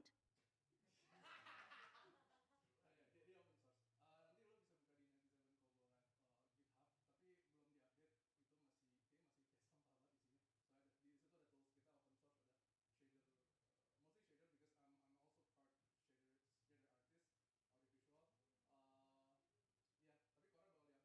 How many? I'm actually curious. Use effect-nya. Use effect. Uniform, Sierra. No, no, no. U as in uniform, S as in Sierra, E as in echo, E as in echo, F as in no use of. Never mind. No use effect. The word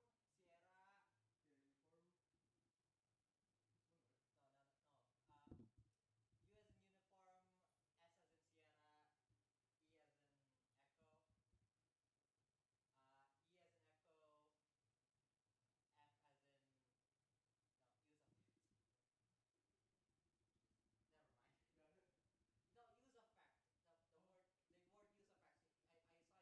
Yeah. How much did you use? Or wait, is this all just fragments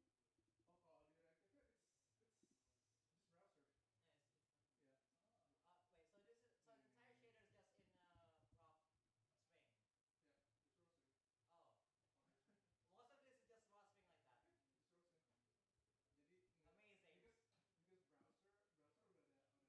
Amazing. Because browser has feature to listen to your microphone. Yeah. And you can use it actually not just for microphone, any audio source. Jadi yeah, just that's why browser is its own OS eventually kan. Yeah. Ya udah jadi pakai itu aja. I mean, we already built a browser into a OS anyways. Ya ya So ya. Chromecast, Chromebook aja pakai Chrome. Gitu. Oke. Any other questions? Oh, ada lagi. Yeah.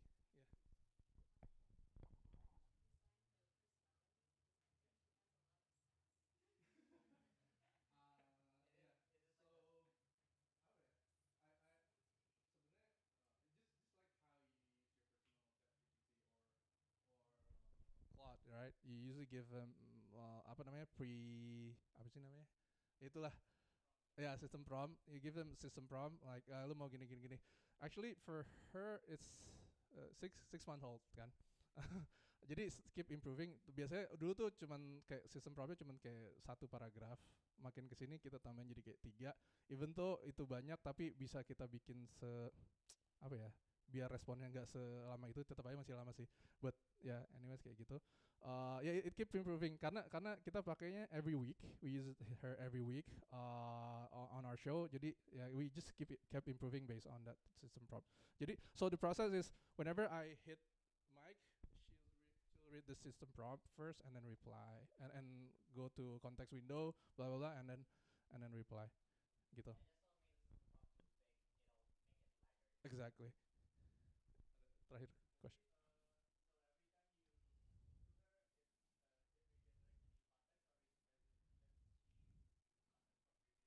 So she used context from previous until I restart her. So I connect everything on Python, of course, kan. Until I rerun the API sih. So ya gitu. Is that right, Cora? Ya, kayak dia nggak denger sih tadi. Cora, and I genuinely don't know. I can't see the lineup from here. Okay, yeah. Okay. Next up, I think we're gonna give you eye, not just ear. Okay, ya. Ya dia nggak bisa lihat. Tapi emang goalnya. Ayo, AI, not just pie. Let's hear it. Yeah. Goalnya, I'm gonna give her eye. So because so on our every show, she can see everyone perform when they started and when they done. Jadi abis itu gue bisa tidur aja di rumah, gue nggak perlu kesini lagi. That's the goal, man. Okay. Anyways, yeah, that's it for me. Thank you. Yeah, benar. Yeah, maybe you should call out. Yeah, and this is gonna be apa namanya, open source. Wait on our 97KoboLab GitHub, search aja, nanti ketemu. Okay, thank you.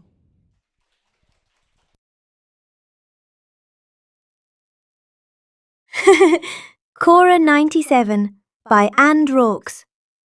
Strange experience hearing yourself get explained. Applause for that one, please.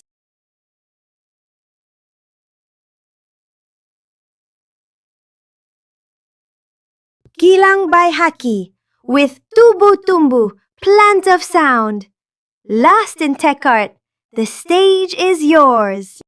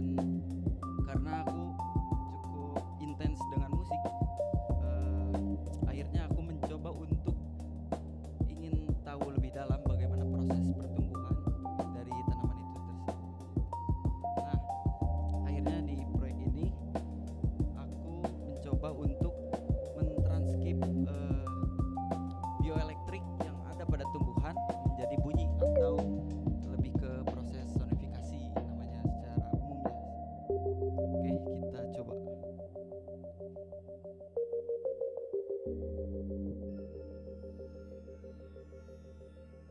Oh ya, selain tanaman, pokoknya makhluk hidup bisa, manusia bisa, pokoknya yang mempunyai biodata elektrik gitu. Kita kan sebagai manusia ada listriknya lah ya gitu.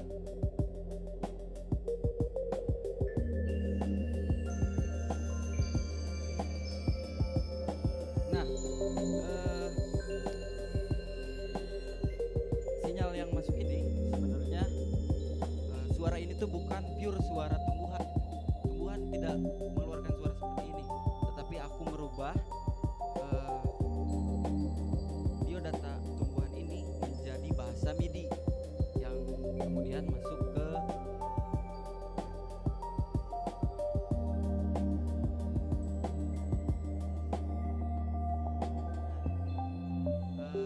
ini adalah data sinyal yang masuk dari tumbuhan.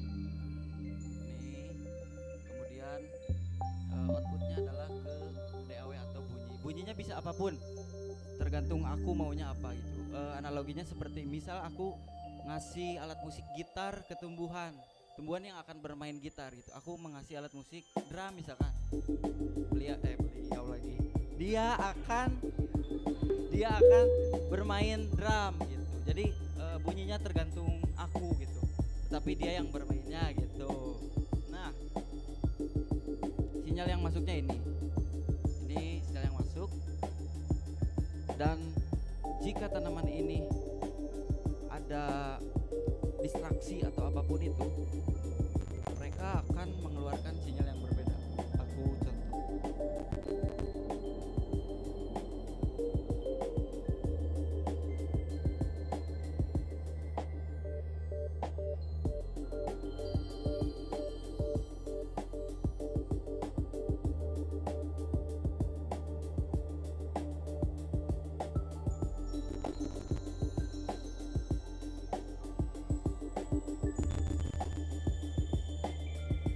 Jadi jika makhluk hidup selain kita diganggu, mereka pun pasti merasa hal yang serupa seperti manusia gitu.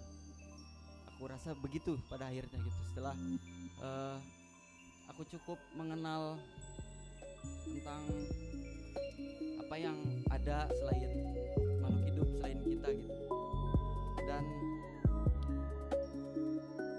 aku rasa bunyi ini bukan objek pertama atau objek artistik pertama yang kita bisa nikmati, tetapi aku membuat narasinya bagaimana akhirnya jika kita lebih mengenal lagi makhluk hidup selain manusia itu sendiri dengan medium bunyi. Itu yang aku keluarkan dengan medium bunyi.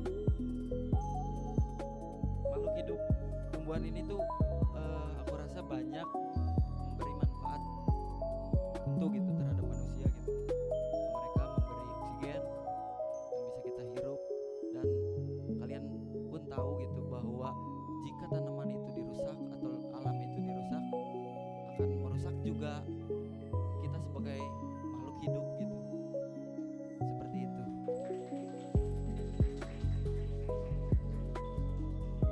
Ada yang ingin ditanyakan?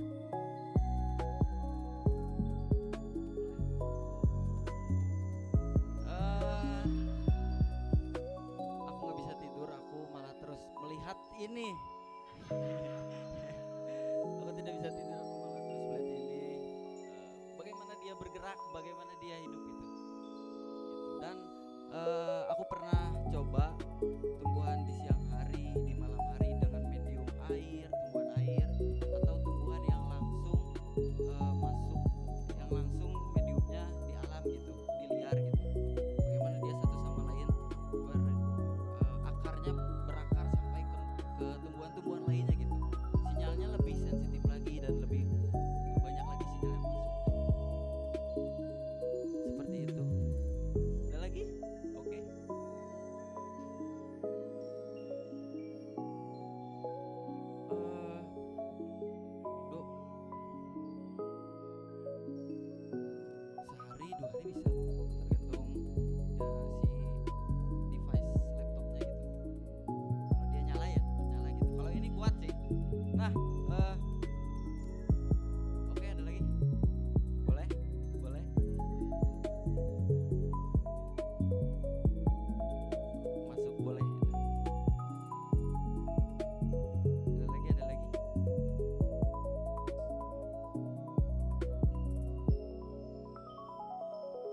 boleh. Teman-teman boleh kalau mau berinteraksi langsung, coba, ayo, coba.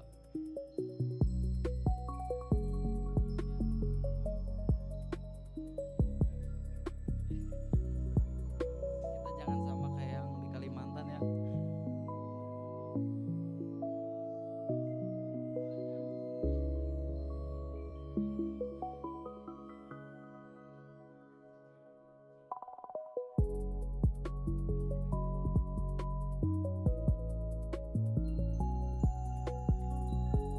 Nah, ini adalah bioelektrik yang keluar dari tubuhnya.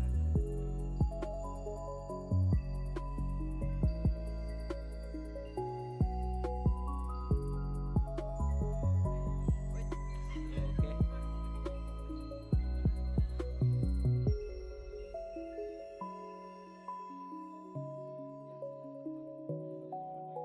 Yap.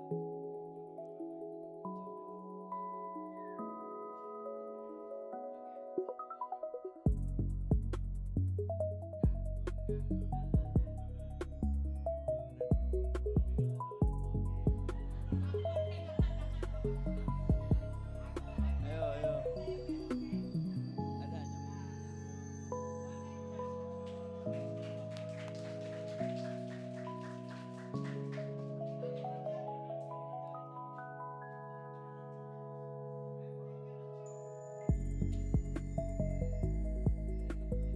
lagi. Benar sih. Iya, bahasa MIDI kalau nggak dikonversi ke bahasa MIDI dia nggak bisa, jadi outputnya nggak bisa bunyi gitu outputnya. Aku bikin outputnya jadi bunyi itu, ya berarti harus bahasa MIDI gitu. Yap, boleh.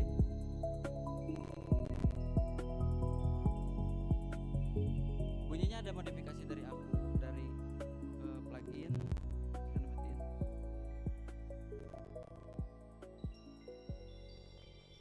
No, ada minor-minornya.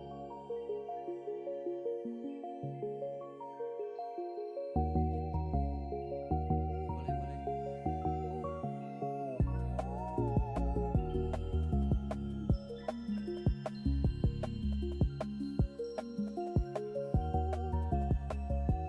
Bunyinya bisa berapapun dan bisa apapun, tergantung dari plugin yang kita punya. Aku coba. Oh, channelnya cuma 2 karena sensornya 2. Cuma karakter bunyinya bisa apapun selain ini bisa. Kayak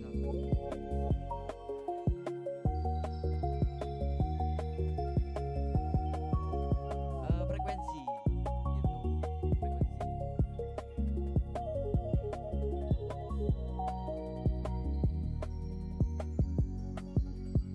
Ya, boleh coba.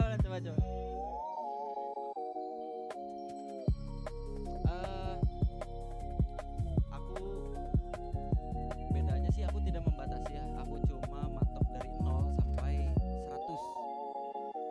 Jadi misalkan dia nangkep 30, beda bunyinya. Misalkan naik ke 40 atau ke 80 misalkan, nah beda lagi gitu. Jadi mainin. Pokoknya aku batas dari 0 sampai 100. Jadi lewat dari 100 itu gak bisa kedetek gitu. Kayak gitu.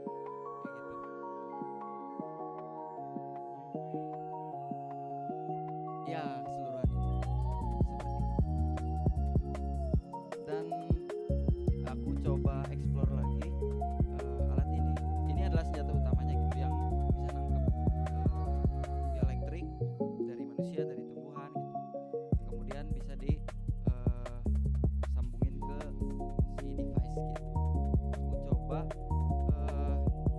di potensio ini, di knob potensio ini, aku bisa atur ada scale, nada, kemudian ada LED, di sini ada LED, sensitifnya LED, terus aku atur di sensitif sinyal yang bisa ditangkap gitu dari makhluk hidup gitu.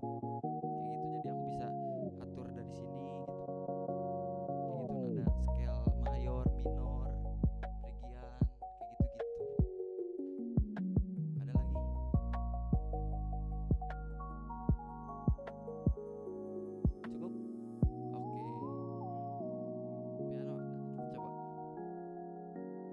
Tubuh Tumbuh, Plant of Sound by Gilang Baihaki. That was beautiful! Give it up!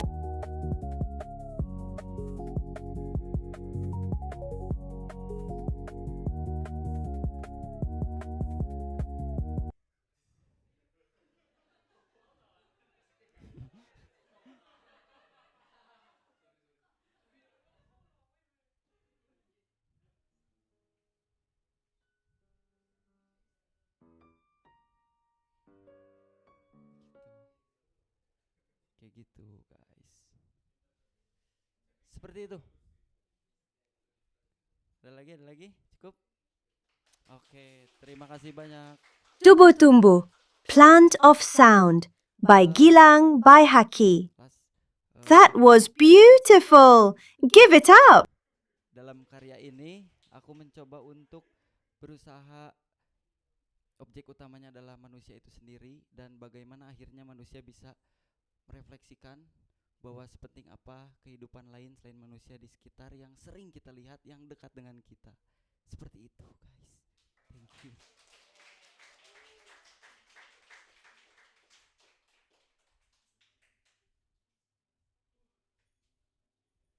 Final project of the night, Vlasky with K4DJ, keys for DJ, a controller mapping script. Close us out. Halo, apakah kedengaran suaranya dari sana? Cek, cek dua lagi, apakah kedengaran? No? Oke, switch action unstoppable. Oke, jadi karena jadi kalau kemarin kan tanggalnya tanggal 8 ya. Tanggal 8 tuh kebetulan saya masih di Jakarta, jadi aku daftar mengajukan diri, nggak lama denger tiba-tiba ada berita sudah diundur. Jadi sekarang saya masih sudah kembali ke kampung halaman saya di Semarang. Halo warga KoboLab dari Semarang, halo semuanya. Ada ya. Nah, jadi ini ada Semarang, ada hikmahnya juga. Jadi ini kayak for DJ, keys for DJ, kita membuat apa namanya script, mapping script yang dia jadi keyboard ini jadi controller DJ. Kalau kemarin kita pakainya, gua datang, ntar kita demonstrasinya ntar pakai adiknya ini juga, ini adiknya ada buat ini juga. Kalau kemarin gua fisik, bakal karena di rumah kita sekalian yang gede aja. Jadi ini bisa apa? Ini ngover hampir semua functionality dari yang ada di aplikasi DJ namanya ya.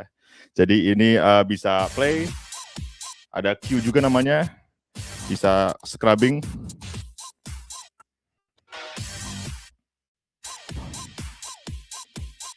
dan juga loopnya bisa dipendekin.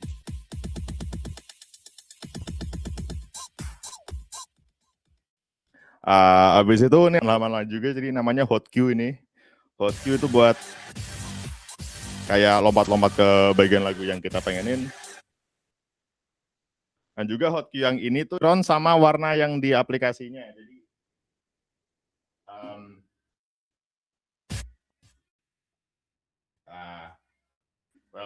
klik nah, gue setting biru, dia ganti warna, kurang lebih kayak gitu. Habis itu ini loop juga, ini loop, jump. Habis itu yang terakhir sampler.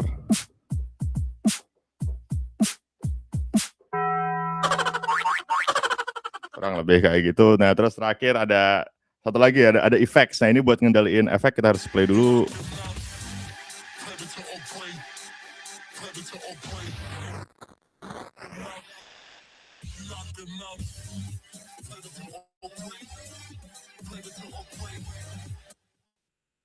Kurang, it's about it. Terus habis itu nih kiri buat volume.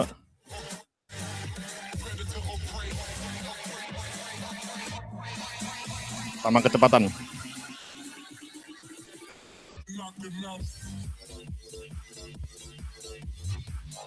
Nah, So far kita baru pakai yang atas doang. Ini keyboard for DJ, keysnya buat apa? Oke, jadi ada dua fungsi yang ini. Yang pertama itu gue sebut absolute transposition. Jadi kalau di DJ itu kan lagu ada keynya ya, kita bisa biar sama gitu. Nah ini kita pakai keynya. Jadi ini key lagu ini tuh G minor. Jadi kalau gue pengen misalkan C minor, gue tinggal pencet key C. Aduh, CPU-nya, laptop gue CPU-nya nggak kuat. Efek tinggal pencet F. Pengen apa nih? A. Kurang lebih kayak gitu. Satu lagi yang gue sebut. Jadi ini katakanlah, bayangkan ini di JDEC-nya jadi sampler kalau ada yang tahu.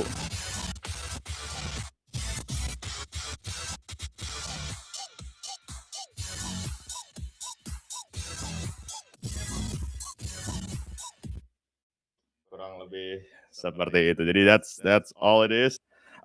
Mapping buat ngendaliin library-nya, but that's like masuk akal ya. Right. Ini kalau bikin if I could perform sih, kalau misalkan ada I could bisa bikin nge-perform set ini, cuma our time is limit. Sebelum gua demo nge-mash up lagu, any questions?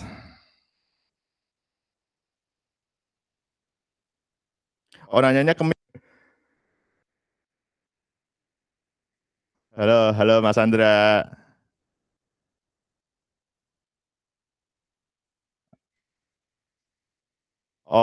Enggak, ini namanya mix. Ini bukan record box, ini mix namanya. Kalau record box, jadi mix itu aplikasi DJ open source, free open source ya.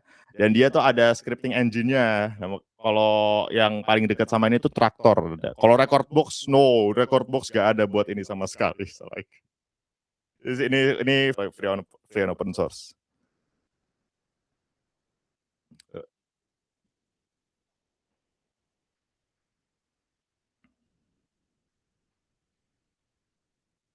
Oke, ini.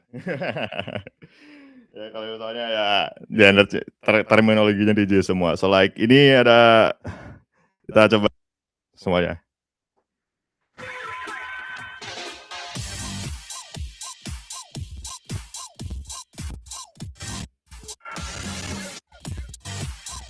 Gak tahu deh ini kenapa CPU-nya ngos-ngosan.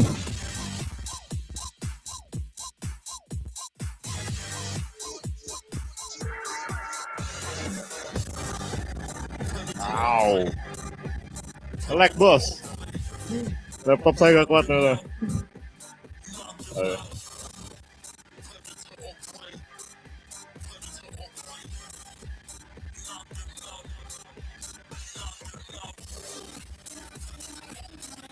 Efek samping ini ya, efek samping main remote.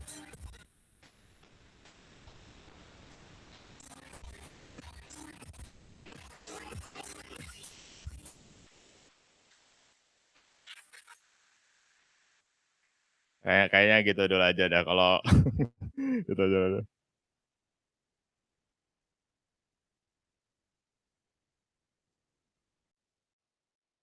K4DJ by Vlesky. That's the last one. Biggest applause of the night for that.